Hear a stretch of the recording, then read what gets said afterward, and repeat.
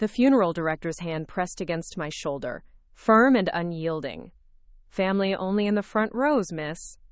His voice carried that practiced sympathy reserved for difficult situations. I stood there in my dress blues, the same uniform my father had worn for 27 years, watching as distant relatives I'd never met filed into the seats I should have occupied. The flag-draped coffin seemed miles away, and for a moment I wondered if this was all some cruel mistake. I'd love to know which corner of the globe you're watching from. And if this story speaks to you, make sure to subscribe. Tomorrow's video is one you absolutely can't miss. My name is Sarah Mitchell, and 3 days ago I was stationed at Fort Braxton, North Carolina when the call came. Staff Sergeant Rodriguez found me in the maintenance bay, elbow deep in the engine of a Humvee that had been giving us trouble for weeks. The oil on my hands seemed insignificant compared to the weight of his expression. "Mitchell, you need to come with me." The chaplain's office smelled like coffee and old leather. Captain Hayes sat behind the desk, his fingers interlaced, choosing his words carefully. "Sarah, there's been an accident. Your father—" The rest of his sentence dissolved into white noise. "Colonel James Mitchell, career military, the man who taught me to tie my boots and salute properly, was gone. A heart attack, at 53, sudden and merciless. He'd been reviewing training schedules in his office at Fort Cumberland when it happened. No warning, no goodbye, no final conversation about the promotion board results I'd been waiting for. The emergency leave paperwork felt surreal in my hands. 48 hours to get home to Oregon, to a town I'd left 6 years ago when I enlisted. Dad had been so proud that day, standing in his dress uniform, as I raised my right hand at the MEPS station. "You're carrying on the family tradition," he'd said, his chest swelling with pride. "Third generation Mitchell to serve." The flight to Portland was a blur of sympathetic flight attendants and cramped middle seats. I stared out the window at landscapes that meant nothing, thinking about the last time Dad and I had talked. It was 2 weeks ago, a brief phone call between his meetings and my duty shifts. He'd asked about my unit, whether I was keeping up with my physical training, if I'd heard anything about potential deployments. Standard Dad conversation. Always checking, always caring, always proud. "I'm putting in a good word with Colonel Barnes about your leadership potential," he'd said near the end of the call. "You've got what it takes, kiddo. Just like your grandmother did." Grandmother Elena Mitchell had been a trailblazer, one of the first women to serve in a combat support role during the Gulf War. Her stories filled my childhood. Tales of proving herself in a male-dominated military, earning respect through competence and determination. Dad kept her medals in a shadow box on his desk, right next to a photo of me graduating from basic training.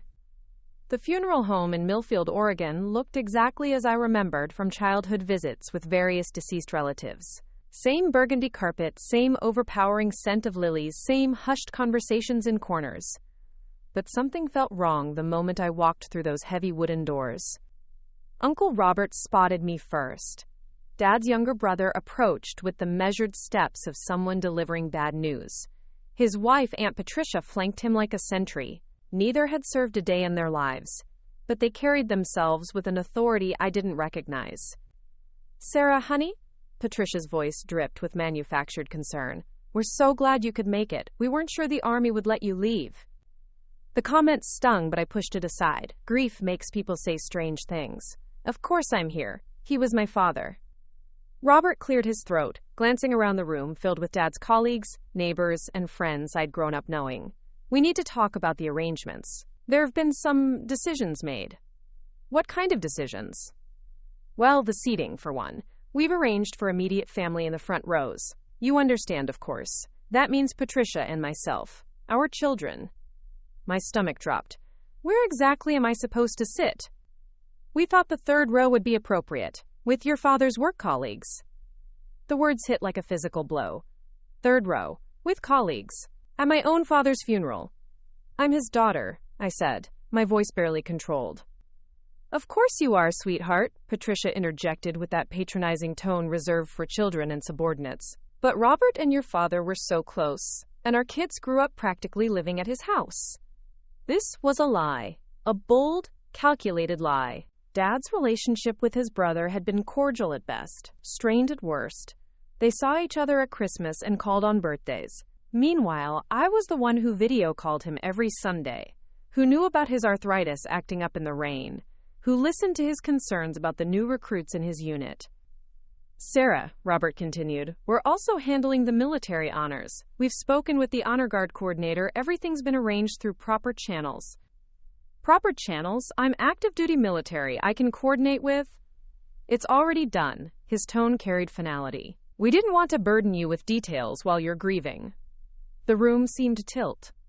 They were treating me like a distant relative, an afterthought, a minor character in my own father's story. These people who barely knew him, who couldn't tell you his favorite coffee brand or remember the name of his first sergeant, were taking control of his final goodbye. I excused myself and stepped outside, needing air that didn't taste like funeral flowers and family politics. The parking lot stretched before me, filled with cars belonging to people who actually knew Dad, who had worked alongside him, who understood what kind of man he'd been. Inside that building, his brother was orchestrating a ceremony that would erase me from the narrative entirely. My phone buzzed with a text from my squad leader back at Braxton. Thinking of you, Mitchell. Your dad would be proud of the soldier you've become. Would he? Right now, I felt like anything but a soldier. I felt small, displaced, and utterly alone. The uniform I wore, the same uniform that had defined my father's entire adult life, seemed to mean nothing to the people planning his funeral. They saw a 24-year-old woman playing dress-up, not a non-commissioned officer who had earned her stripes through the same dedication and sacrifice that had shaped their departed family member. The funeral director emerged from the building, his practiced smile wavering when he saw my expression. Miss Mitchell, is everything all right?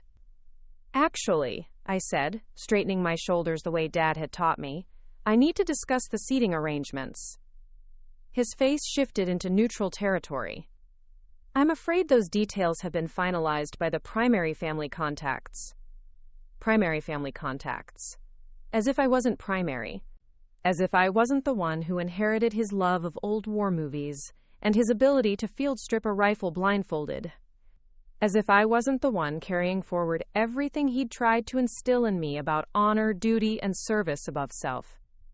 But tomorrow morning, when the honor guard folded that flag, when the bugler played taps, when everyone gathered to remember Colonel James Mitchell, I would be sitting in the third row like a distant acquaintance, watching strangers receive the honors that should have been mine. The morning of the funeral arrived with that particular Pacific Northwest drizzle that seems designed to match somber occasions. I stood in front of the mirror in my childhood bedroom, adjusting my dress blue uniform for the third time. The reflections staring back at me looked like Dad. Same determined jawline, same green eyes that could shift from gentle to steely in an instant. He'd always said I had grandmother Elena's spirit but his stubborn streak. The house felt hollow without his presence. Every corner held memories. The kitchen table where he'd helped me with algebra homework. The living room where we'd watched war documentaries together. The hallway lined with photos documenting my military journey from basic training graduation to my first promotion ceremony. Robert and Patricia had already mentioned clearing out these personal items after the service. My phone rang as I was checking my ribbons one final time. The caller ID showed Lieutenant Colonel Amanda Foster, Dad's commanding officer at Fort Cumberland. Sarah, I wanted to personally express my condolences before the service. Her voice carried genuine warmth despite the early hour. Your father spoke about you constantly. We all knew how proud he was of your service record. Thank you, ma'am. That means everything. I'll be attending today with several members of our command staff. Your father was highly respected here. His work with the new training protocols saved lives, quite literally changed how we prepare soldiers for deployment. After hanging up, I felt a small measure of comfort. Dad's professional family understood his legacy, even if his blood relatives seemed determined to minimize it. The funeral home parking lot was already crowded when I arrived. I recognized several faces from Dad's unit, their dress uniforms crisp despite the dampening mist. These were people who had worked alongside him daily, who knew his coffee order and his terrible jokes about military acronyms. Inside, the transformation was complete. Robert had positioned himself near the entrance like a receiving line, greeting visitors with Patricia at his side. They'd somehow acquired black armbands and wore expressions of practiced grief that would have made Dad roll his eyes. He'd always despised theatrical displays of emotion. "Sarah!" Patricia rushed over, her heels clicking against the marble floor. "We need to discuss the eulogy. Robert has prepared some beautiful remarks about James's childhood, his early years. What about his military service, his deployments, the soldiers he mentored?" "Well, Robert will touch on that briefly, but we thought it would be more meaningful to focus on family memories. The personal side people don't usually see. A lot of love and effort went into bringing this story to life. If you're enjoying it, we'd be so grateful if you'd subscribe to our channel. Now, back to where we left off." I bit back my response. The personal side they didn't see because they weren't there. Robert couldn't speak to Dad's pride in his soldiers' achievements, his late nights reviewing training reports, or his genuine concern for every person under his command. He'd never seen Dad's face light up when discussing a young soldier's potential, or witnessed the careful way he'd craft recommendation letters. The chapel was filling rapidly. I spotted Lieutenant Colonel Foster near the middle section, flanked by other officers whose names I recognized from Dad's stories.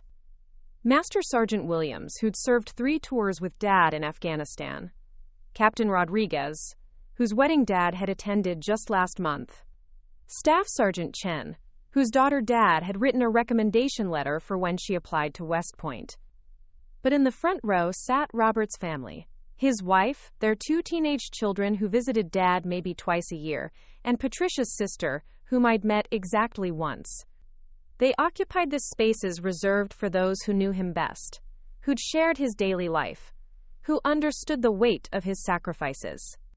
I found my assigned seat in the 3rd row, wedged between Dad's neighbor Mrs. Henderson and a colleague from the base commissary. The view of the flag-draped coffin was partially blocked by Robert's son, who kept checking his phone despite the solemn occasion. The service began with a civilian chaplain who clearly had never met Dad, reading from generic notes about a life well lived and a man devoted to family and country. No mention of his specific achievements, his Bronze Star from Iraq, or the commendation he'd received for developing innovative training techniques that had been adopted across multiple installations. Robert approached the podium for the eulogy, his voice carrying well in the acoustically designed space. He spoke about their childhood in rural Montana, their father's ranch, James's decision to enlist after high school, safe, distant memories that painted Dad as a younger brother who'd chosen an unconventional path. "James always marched to his own drummer," Robert continued, sometimes to the family's concern. His decision to make the military a career meant missing many family gatherings, holidays, important milestones. Quote, "The implication hung in the air that Dad had somehow failed as a family member by choosing service. I gripped the program tighter, my knuckles whitening. This wasn't the man who'd called me every week, who'd sent care packages during my first deployment, who'd taken emergency leave to attend my promotion ceremony." Robert concluded with platitudes about peace and rest, then returned to his seat without mentioning Dad's dedication to his soldiers, his innovative contributions to military training, or the lives he'd influenced through decades of mentorship. The honor guard began their ceremony. 7 soldiers moved with precise, practiced motions, their white gloves stark against the flag's deep colors.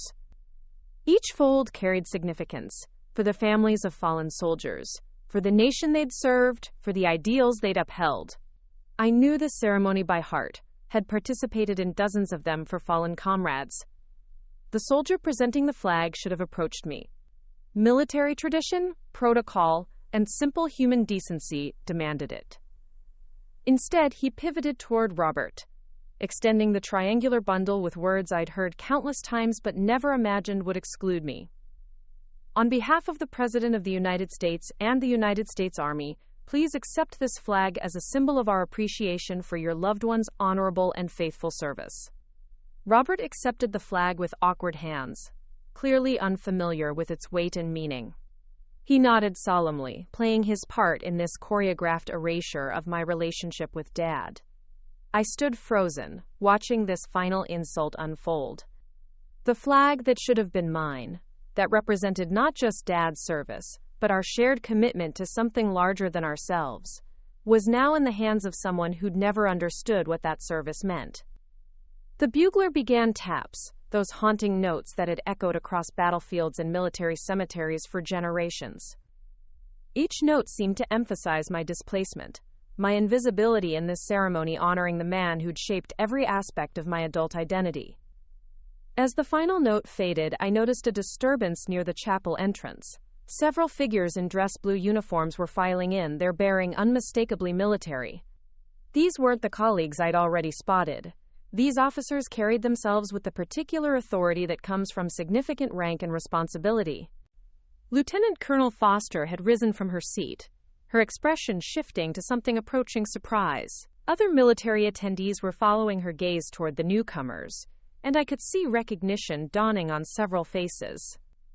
The tallest figure among them, a man whose uniform bore the distinctive insignia I'd learned to identify from a distance, was scanning the room with the methodical attention of someone accustomed to command. His gaze moved across the assembled mourners, paused at the front row where Robert still clutched the folded flag, then continued searching until it found me. Something in his expression changed when our eyes met. He spoke quietly to one of his companions, then began moving through the chapel with purposeful strides that suggested this wasn't a casual late arrival. The conversations around me had shifted to whispered speculation. Mrs. Henderson leaned over and murmured, "Who do you suppose that is? He looks important." I didn't answer, but my heart was beginning to race. Something was about to happen. Something that would change the entire trajectory of this ceremony that had so carefully excluded me from my father's story. The silence that fell over the chapel was absolute. Even the soft whispers and shuffling feet that typically accompany funeral services ceased as the distinguished officer approached. His uniform was immaculate, each ribbon and medal placed with precision that spoke to decades of military excellence. But it was his bearing that commanded attention, the way he moved with quiet authority, never hurried, but absolutely purposeful. Lieutenant Colonel Foster had snapped to attention, as had every other service member in the room. The civilian attendees sensed the shift in atmosphere, even if they couldn't identify its source. Robert, still clutching the flag, looked confused and slightly alarmed as this imposing figure drew closer to the front of the chapel. The officer stopped directly beside my row. Up close, I could see the stars on his collar, a brigadier general. His weathered face carried the lines of someone who'd made difficult decisions and lived with their consequences. When he spoke, his voice carried the quiet authority that comes from commanding respect rather than demanding it. "Excuse me." His words were directed at the funeral director, who had materialized like a nervous shadow. "I need to speak with Sergeant Sarah Mitchell." Every head in the chapel turned toward me. I could feel the weight of their stares. Confused relatives, curious neighbors, Dad's colleagues who recognized the significance of this moment, even if they couldn't predict its outcome. My training kicked in automatically as I stood and straightened my uniform. "Sir." "Sergeant Mitchell, I'm General David Hawthorne, Joint Chief Strategic Planning Division. I apologize for the interruption, but there's been a significant oversight that needs to be corrected immediately." The funeral director stepped forward nervously. "General, if there's been some administrative error, perhaps we could discuss this after the service." General Hawthorne's gaze could have frozen water. "No, we'll discuss this right now." He turned back to me, his expression softening slightly. "Sergeant, were you involved in the planning of your father's funeral arrangements?" The question hung in the air like an accusation. I was acutely aware of Robert shifting uncomfortably in the front row, of Patricia's shocked expression, of the collective held breath of everyone present. "No, sir. My uncle handled the arrangements." "And where were you seated for this service?" "Third row, sir." A murmur rippled through the assembled mourners. General Hawthorne's jaw tightened almost imperceptibly. He looked toward the front row where Robert sat with the flag still in his awkward grip. "Who received the burial flag?" "My uncle, sir." The general's expression transformed into something that would have made enemy commanders reconsider their life choices. He walked deliberately to where Robert sat, his voice carrying clearly throughout the chapel. "Sir, I'm going to need you to stand up." Robert rose uncertainly, the flag clutched against his chest like a shield. "I don't understand what's happening here. This is my brother's funeral, and we're grieving." Your brother, General Hawthorne interrupted, his voice cutting through the attempted deflection, was Colonel James Mitchell. 27 years of distinguished service. Bronze Star recipient. Developer of training protocols currently being used to prepare soldiers for combat deployment. A man whose innovations have literally saved American lives in 3 different theaters of operation. The chapel was so quiet I could hear my own heartbeat. That flag you're holding represents his service to this nation. Military protocol dictates that it should be presented to his primary next of kin. The general's gaze moved deliberately between Robert and me. His daughter, Sergeant Sarah Mitchell, who is continuing his legacy of service as we speak. Now wait just a minute. Patricia's voice rose from the front row. Robert is the oldest surviving family member.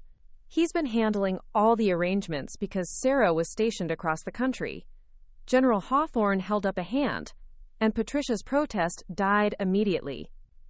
Ma'am, with respect, military honors follow military protocol, not civilian family dynamics. Colonel Mitchell's daughter is an active duty soldier who took emergency leave to attend this funeral. She outranks every civilian in this room in terms of understanding what that flag represents. He turned back to Robert, extending his hand. I'll need you to return the flag now. Robert's face had gone through several color changes. This is highly irregular.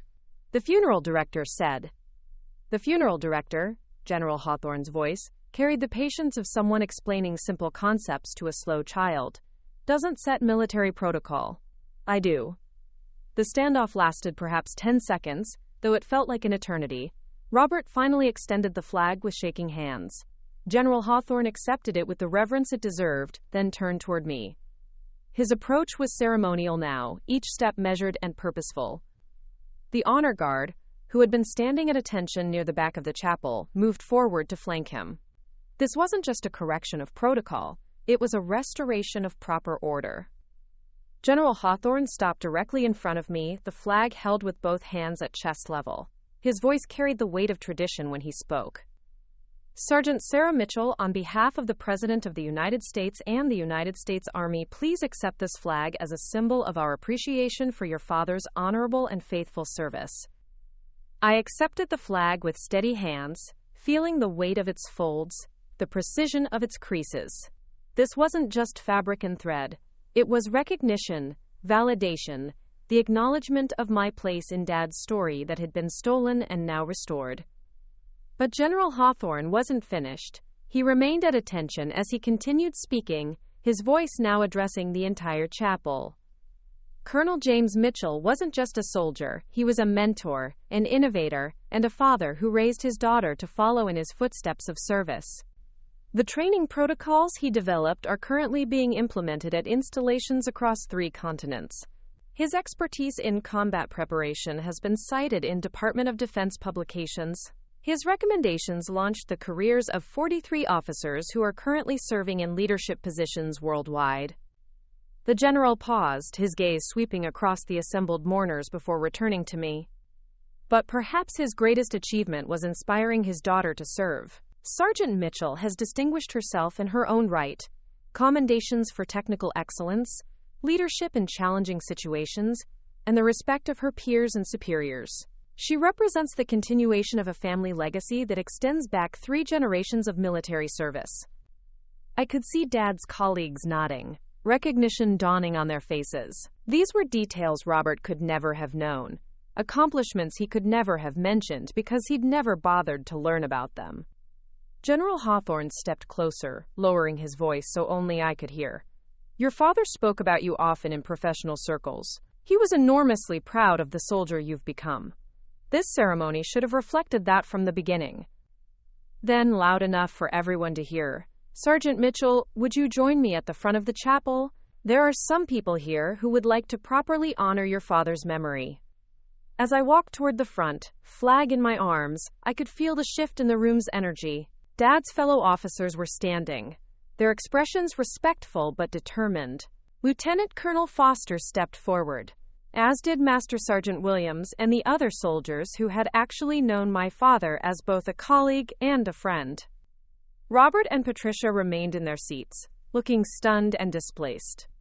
The roles had reversed completely. They were now the ones sitting in the wrong place, holding space they'd never deserved. General Hawthorne positioned himself beside the coffin, his hand resting briefly on the polished wood. Ladies and gentlemen, we're going to take a few minutes to properly honor Colonel James Mitchell. Those of you who served with him, who knew him as the dedicated professional he was, please join us. What happened next transformed the entire atmosphere of the service. One by one, Dad's true military family came forward, not just to pay respects, but to share real stories, genuine memories, specific examples of his character and contributions. But the most significant moment was yet to come, and it would reveal something about Dad's legacy that none of us, including me, had fully understood. Master Sergeant Williams was the first to step forward, his weathered hands clasped behind his back in the familiar parade rest position. His voice carried the rough edges of someone who'd spent decades shouting orders across training fields, but now it was soft with genuine emotion. "Colonel Mitchell saved my career in 2019, he began, his eyes fixed on the flag-draped coffin. "I was struggling with the transition to new combat protocols. Felt like the military was changing too fast for an old-timer like me. Instead of writing me off, he spent his own time teaching me the systems, showed me how my experience was actually more valuable in the new framework, not less." He paused, swallowing hard. 3 months later, I was selected for the Master Sergeant Leadership Academy. Without his intervention, I'd have retired as a failure. Instead, I've since trained over 200 soldiers who are now serving in critical positions worldwide. Captain Rodriguez stepped forward next, her crisp uniform contrasting with the emotional tremor in her voice. "Colonel Mitchell attended my wedding last month. He wasn't just fulfilling a social obligation. He'd been mentoring me for 3 years, and he told me that seeing his soldiers build families and stable lives was what made his job worthwhile." She looked directly at me as she continued. "He talked about you constantly, Sergeant Mitchell. How proud he was that you'd chosen to serve. How you were proving that leadership isn't about gender or politics, it's about competence and dedication. He said you were already a better soldier at 24 than most people became in entire careers." One by one, they shared stories that painted a picture of Dad I recognized but had never heard articulated so clearly. These weren't generic military anecdotes. They were specific, personal accounts of a man who had genuinely cared about the people under his command. Lieutenant Colonel Foster moved to the podium, her command presence filling the space that Robert's awkward eulogy had left empty. James Mitchell was selected to lead the Joint Training Innovation Committee last year. This isn't typically a position given to colonels. It usually goes to general officers. But his expertise in combat preparation and soldier development was so respected that the Pentagon made an exception. She gestured towards several officers I hadn't noticed before, men and women whose uniforms bore insignia from different branches of service. These colleagues traveled from installations across the country today, not because of protocol, but because James Mitchell's work directly impacted their ability to keep soldiers alive in combat situations. A Navy commander I didn't recognize stepped forward. Colonel Mitchell's cross-training protocols were adapted for maritime operations in 2023. The techniques he developed for rapid skill assessment have been credited with reducing naval training accidents by 37%. When we needed someone to brief the Joint Chiefs on implementation strategies, there was only one choice.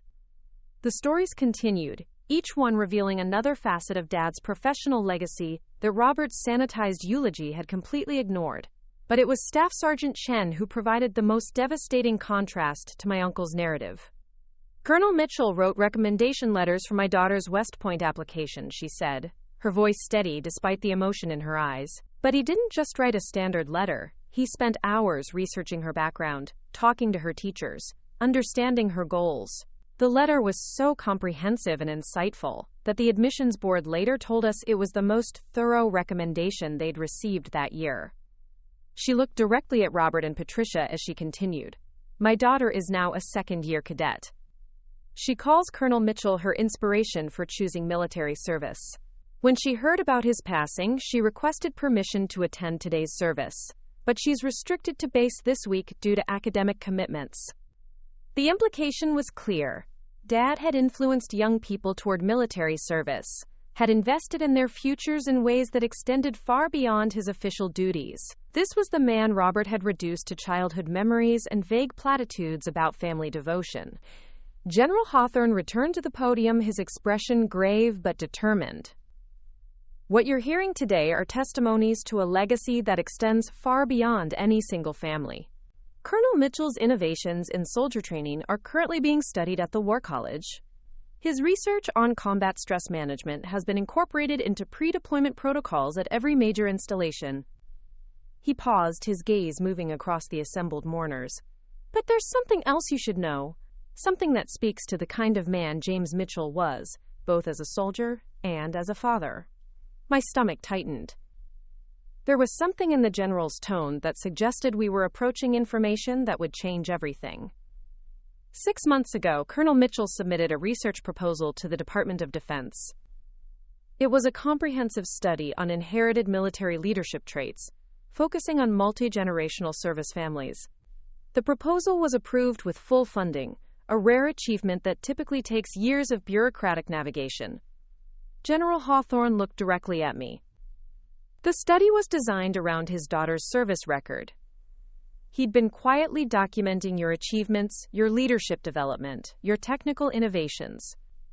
He believed that understanding how military excellence transfers across generations could revolutionize our approach to identifying and developing future leaders. The chapel was completely silent. I could feel every eye in the room focused on me, but I couldn't process what I was hearing. Dad had been studying my career, using my service record as the foundation for Department of Defense research? Colonel Mitchell's hypothesis, the general continued, was that military families don't just pass down traditions, they pass down specific leadership capabilities that can be identified, measured, and cultivated. Your performance evaluations, your technical innovations, your leadership in challenging situations, all of it was being analyzed as part of a larger study on inherited military excellence. My mind raced back through recent conversations with Dad. His questions about my unit, my training, my interactions with other soldiers, I'd assumed he was just being a concerned father. Instead, he'd been conducting professional research with me as the primary subject. The preliminary findings were extraordinary, General Hawthorne said. Your leadership scores, technical aptitude, and peer evaluations consistently exceeded statistical norms for soldiers at your experience level. But more importantly, your approaches to problem-solving and team management mirrored techniques that your father had developed independently, suggesting genetic or environmental transfer of leadership capabilities. He turned to address the broader audience. This research has implications for how we identify potential officers, how we structure leadership development programs, and how we understand the value of military families in maintaining institutional excellence. The general's voice took on a more personal tone. James Mitchell wasn't just proud of his daughter's service. He was using her success to benefit the entire military community. He saw her achievements as proof that excellence in military leadership could be cultivated and passed down through generations. I looked toward Robert and Patricia, who appeared stunned by these revelations. Their narrative of Dad as someone who'd chosen military service over family obligations was crumbling in real time. Here was evidence that his greatest professional achievement had been built around his pride in my service, that his career and his role as my father weren't competing priorities but complementary aspects of the same legacy. But General Hawthorne still wasn't finished. He reached into his uniform pocket and withdrew an official-looking document. There's one more thing, he said, his voice carrying the weight of something momentous. Colonel Mitchell's final official act before his death was submitting paperwork for your promotion board consideration, Sergeant Mitchell. Based on his research findings and your service record, he recommended you for immediate advancement to staff sergeant, with a notation for accelerated leadership development track. My knees nearly buckled. Dad had been advocating for my promotion, using his research to support my advancement? The promotion board convenes next month, General Hawthorne continued. Given the circumstances and the strength of Colonel Mitchell's recommendation, I'm authorized to inform you that your advancement has been pre-approved. You'll be promoted to staff sergeant effective immediately upon your return to duty. The applause that erupted from Dad's military colleagues was spontaneous and heartfelt. But more than that, it was recognition. Not just of my promotion, but of the legacy Dad had built around our shared commitment to service. As the applause died down, I realized that everything had changed. This wasn't just about correcting funeral protocol or challenging Robert's authority. This was about understanding that Dad's entire career had culminated in research designed to prove that our family's military tradition wasn't just symbolic, it was measurable, valuable, and worthy of institutional recognition. But there was still one more revelation to come, one that would completely redefine everything I thought I knew about my place in Dad's life and his plans for my future. General Hawthorne stepped back from the podium, but his expression indicated that the revelations weren't complete. He nodded to Lieutenant Colonel Foster, who approached carrying a leather portfolio I hadn't noticed before. The weight of anticipation in the chapel was palpable. Everyone could sense that whatever came next would be significant. "Sergeant Mitchell," Lieutenant Colonel Foster said, opening the portfolio with careful precision, "your father left specific instructions regarding his personal effects and research materials. These instructions were filed with his commanding officer and witnessed by 2 senior staff members." She withdrew a sealed envelope bearing Dad's handwriting, for Sarah, to be opened in the presence of my military colleagues. The sight of his familiar script sent a wave of emotion through me that I struggled to contain. "Colonel Mitchell was very specific about when and how this should be presented," she continued. "He wanted his research findings and personal messages delivered simultaneously, in front of witnesses who could verify the authenticity of his intentions." General Hawthorne moved closer as Lieutenant Colonel Foster broke the seal. Inside were several documents, some official military paperwork, others in Dad's personal handwriting. She began reading from what appeared to be a formal letter. "To my daughter Sarah, and to my colleagues who have supported our family's tradition of service," she read, her voice steady despite the emotional weight of the words. "If you are hearing this, it means I didn't get the chance to tell you in person about the full scope of what we've accomplished together." The use of "we" hit me immediately. Dad had seen my service as a collaboration, not just a continuation of family tradition. "The research I've been conducting wasn't just academic curiosity," Lieutenant Colonel Foster continued. "It was my attempt to prove scientifically what I've known instinctively since Sarah chose to enlist, that military excellence isn't just learned or inherited randomly. It's cultivated through specific family practices, value systems, and approaches to problem solving that can be identified, measured, and replicated." She looked up at me before continuing. "Sarah, your father documented every conversation you two had about military strategy, leadership challenges, and technical innovations. Not to spy on you, but to track how military thinking develops across generations within the same family unit." General Hawthorne took over reading from another document.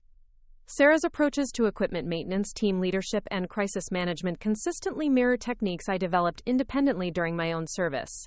But more importantly, she's improved on those techniques, developing innovations that surpass my own capabilities." The words felt surreal. Dad had been analyzing our conversations, tracking my professional development, documenting my growth as evidence for his research. But rather than feeling violated, I felt honored.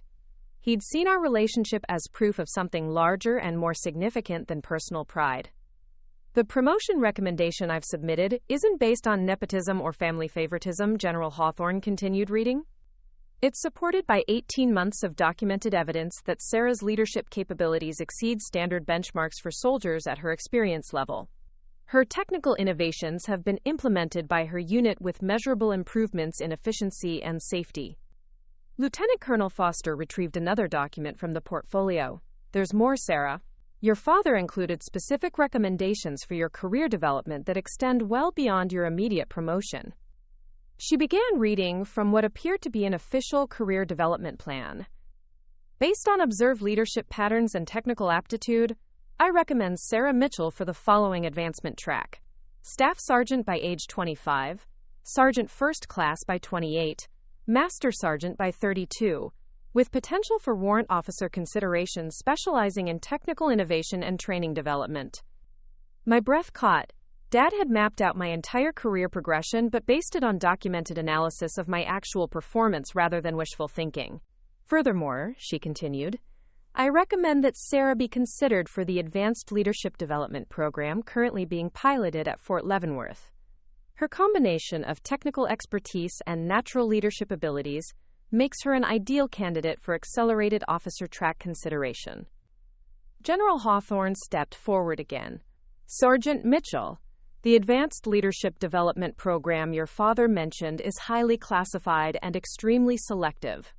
Only 12 soldiers per year receive consideration across all branches of service. The program is designed to identify and cultivate future senior leadership.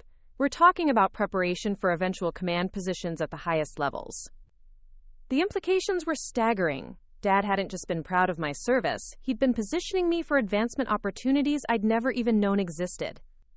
But Lieutenant Colonel Foster was retrieving yet another document from the portfolio.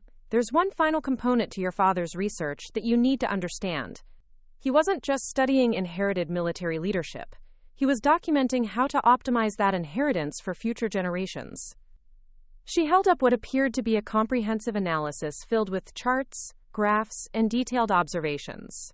Your father believed that understanding how military excellence transfers across generations could revolutionize recruitment, training, and career development across all branches of service. But he also believed that this understanding could be used to strengthen military families and improve retention rates. General Hawthorne nodded grimly. Military families face unique challenges: frequent relocations, deployment separations, the stress of service life. Colonel Mitchell's research suggested that families with strong military traditions actually develop coping mechanisms and support systems that could be studied and taught to other military families.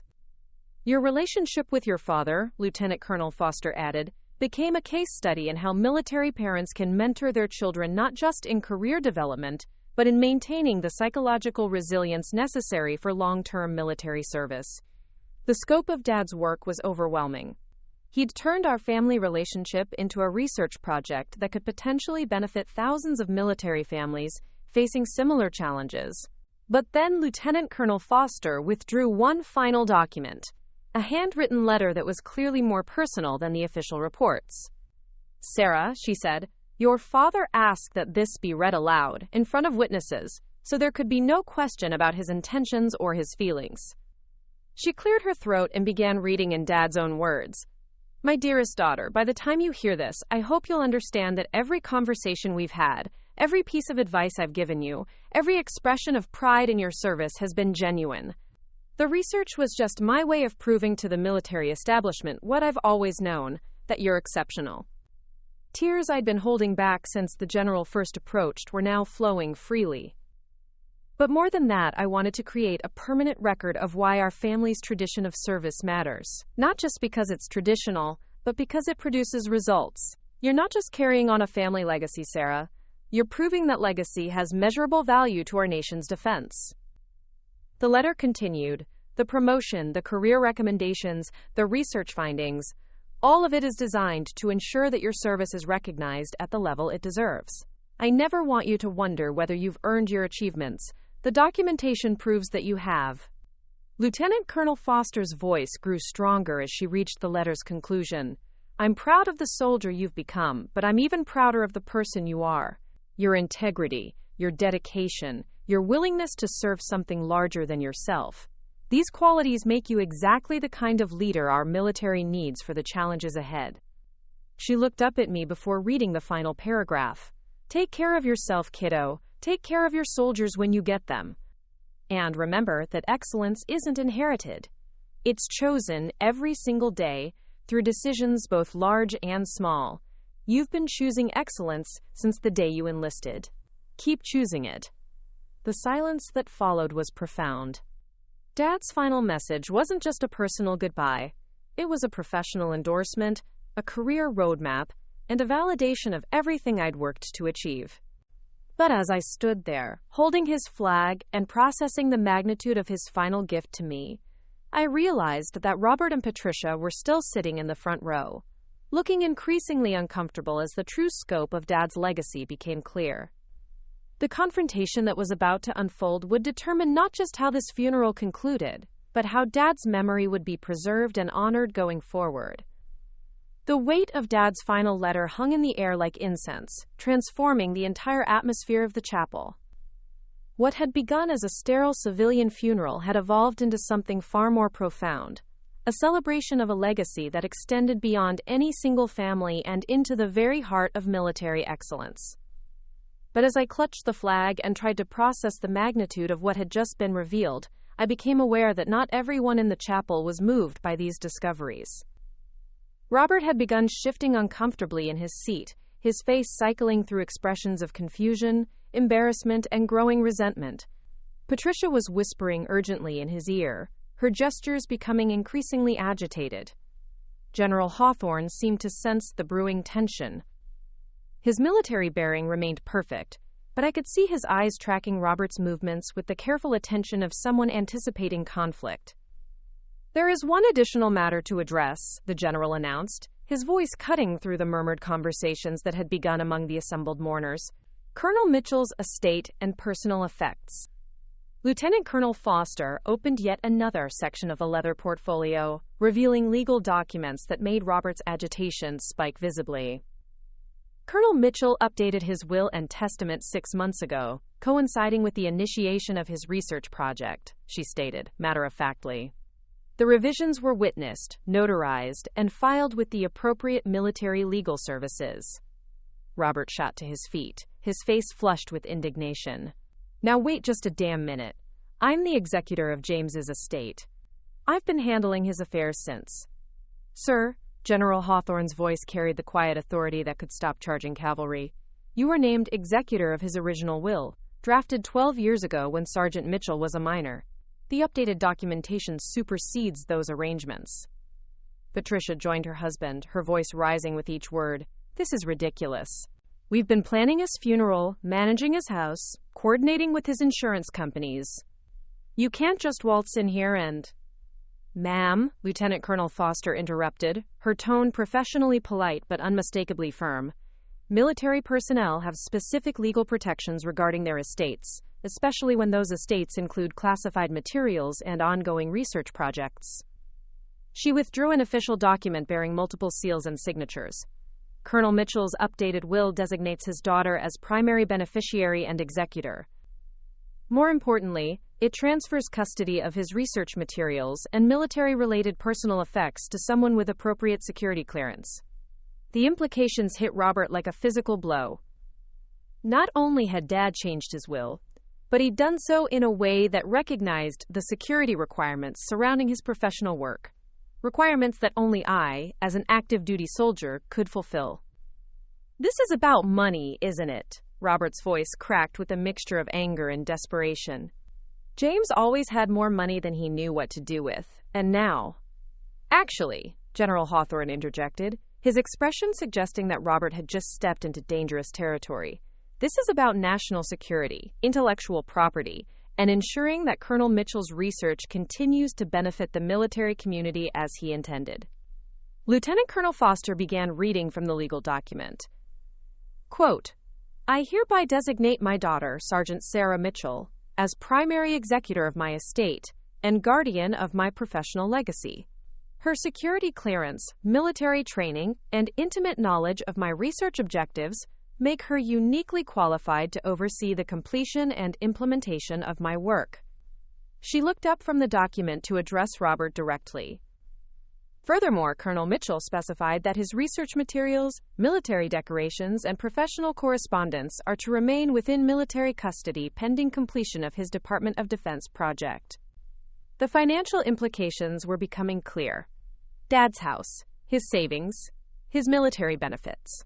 All of it would come to me, not to Robert, who had assumed he would inherit his brother's estate. But more than money, this was about control over Dad's legacy and the continuation of his work. Robert's composure finally cracked completely. "This is insane! Sarah's been stationed across the country for years. She barely visited. We're the ones who've been here, who've been part of his daily life." "Mr. Mitchell," General Hawthorne's voice carried the chill of an Arctic wind, "your brother documented every interaction he had with his daughter over the past 18 months. Phone calls, video chats, care packages, visits during her leave periods. The record shows consistent, meaningful contact focused on her professional development and personal well-being. Master Sergeant Williams stepped forward, his weathered face set in hard lines. Sir, with respect, Colonel Mitchell talked about his daughter constantly. Her achievements, her challenges, her future in the military. I can't recall him ever mentioning visits from extended family. Captain Rodriguez nodded agreement. Colonel Mitchell kept photos of Sergeant Mitchell's promotions and achievements on his desk. He showed them to visitors regularly, always explaining her latest accomplishments or discussing her potential for advancement. The testimony from Dad's colleagues was devastating to Robert's narrative. These people had worked alongside Dad daily, had witnessed his priorities and heard his conversations. Their accounts painted a picture of a father deeply engaged with his daughter's military career, not the distant parent Robert had implied during his eulogy. But Patricia wasn't finished fighting. Legal documents can be manipulated. Military personnel have access to lawyers and resources that civilians don't. How do we know this isn't some elaborate... Ma'am, Lieutenant Colonel Foster's patience was clearly wearing thin. Are you suggesting that multiple senior military officers conspired to forge legal documents in order to defraud you of an inheritance? The absurdity of such an accusation hung in the air. The idea that a brigadier general and his staff would risk court-martial and federal prosecution to help me steal Uncle Robert's inheritance was so ridiculous that several of Dad's colleagues actually chuckled. General Hawthorne stepped closer to Robert and Patricia, his bearing shifting into what I recognized as command mode. Let me be very clear about what's happening here. Colonel James Mitchell was a distinguished officer whose research has potential implications for national defense. His estate includes classified materials that require proper handling by personnel with appropriate clearance levels. His voice grew harder. Your attempts to control arrangements for his funeral and assume authority over his estate have been noted. Your exclusion of his daughter from proper recognition during this service has been witnessed by multiple senior officers.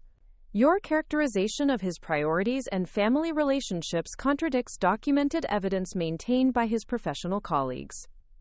The general paused, allowing the weight of his words to settle. I strongly suggest that you reconsider your approach to this situation before it escalates further. Robert looked around the chapel, perhaps hoping to find support among the civilian attendees. But even Dad's neighbors and non-military friends seemed uncomfortable with what they'd witnessed. The contrast between Robert's vague platitudes about family devotion and the specific, documented accounts of Dad's actual priorities was too stark to ignore. Mrs. Henderson, who had been sitting beside me in the third row, stood up slowly. Robert, I think you need to stop this. I lived next door to your brother for 8 years. He talked about Sarah constantly. Her promotions, her deployments, her letters home. I never once heard him mention expecting visits from you or Patricia. Her simple statement carried more weight than any military testimony because it came from a civilian who had no stake in the outcome. She was simply reporting what she'd observed during years of neighborly conversations. More damaging testimony emerged from unexpected sources. The funeral director himself stepped forward, looking uncomfortable but determined. I feel obligated to mention that when the original arrangements were made, Mr. Mitchell, you specifically instructed us to minimize military honors and focus on family memories, rather than quote, service record. He glanced nervously at General Hawthorne before continuing. You also requested that we seat immediate family in the front rows while placing, quote, military acquaintances further back. The seating chart you provided listed Sergeant Mitchell among the military attendees rather than as immediate family. The revelation was damning. Robert hadn't simply excluded me by accident or oversight. He had deliberately planned to marginalize my role in Dad's funeral, treating me as a professional colleague rather than as his daughter. Patricia made one final desperate attempt to salvage their position. Sarah doesn't understand the responsibilities of managing an estate. She's young, she's stationed far away, she doesn't have experience with... Ma'am, I spoke for the first time since the confrontation began, my voice steady despite the emotional turmoil of the past hour. I'm a non-commissioned officer in the United States Army. I manage equipment worth millions of dollars, supervise the training and welfare of soldiers under my command, and handle classified materials on a daily basis. I think I can figure out how to execute my father's will. General Hawthorne nodded approvingly. Sergeant Mitchell's military record demonstrates exactly the kind of responsibility and attention to detail required for estate management.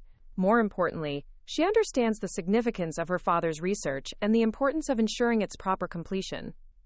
Lieutenant Colonel Foster withdrew one final document from the portfolio. There is one last element to Colonel Mitchell's arrangements that needs to be addressed. He established a trust fund specifically designed to support military families facing transition challenges. Families where children are considering military service but need financial assistance with education or preparation. She looked directly at me as she continued. The trust is endowed with a significant portion of his estate and is designed to be managed by someone with both military experience and personal understanding of the challenges faced by military families. He named you as the trustee, Sarah, with authority to make grant decisions based on your assessment of applicants' potential for military service. The scope of Dad's final plans was breathtaking. Not only had he documented my capabilities and advocated for my advancement, but he'd created a mechanism for me to help other military families facing similar transitions. The trust wasn't just about money. It was about extending his mentorship philosophy beyond his own death. Robert slumped back into his seat, the fight finally draining out of him. The legal documents, the witness testimony, the documented evidence of Dad's actual priorities, all of it painted an inescapable picture of a man whose life had been centered around his daughter's military service and his commitment to improving military training and family support. But General Hawthorne wasn't finished with his intervention. He moved to the podium one final time, his expression grave but determined. Ladies and gentlemen, what you've witnessed today goes beyond family disputes or inheritance questions.